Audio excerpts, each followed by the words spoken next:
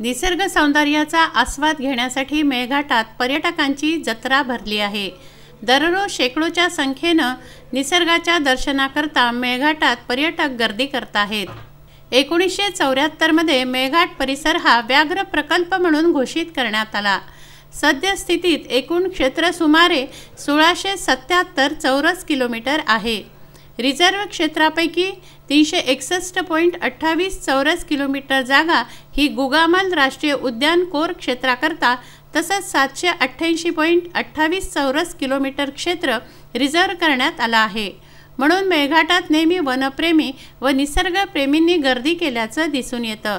सद्यस्थितीत मेळघाटात थंडीचे दिवस आणि त्यात सकाळ संध्याकाळ पडणाऱ्या धुक्यामुळे वेगळीच बहार आली असून पर्यटकांनी चांगलीच गर्दी केली आहे। पर्यटक या धुक्याचा आनंद घेत आहेत। मेळघाटातील चिखलदरा, सेमाडोह, कोलखास, हरिसाल, मुठवा केंद्र सारखे आकर्षित करणारे स्थळ आहेत। सोबतच पर्यावरण व वनप्रेमींना ढाकणा, रंगुबेली, राणीगाव, गोलाई येथील घनदाट जंगल, झरे, नद्या खुणावत आहेत। येथील विश्राम भवनामध्ये राहून पर्यटक या साऱ्यांचा आनंद घेत आहेत।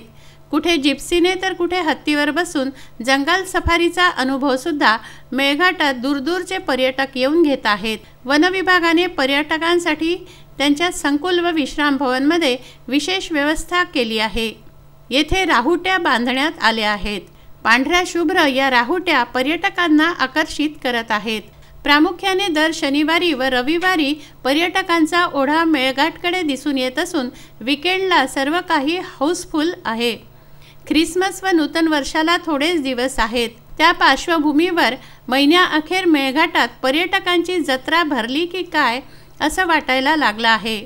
तस्मीन शेख, जुगल किशोर जयस्वाल, शकील अहमद, विदर्भ न्यूज, धारणी।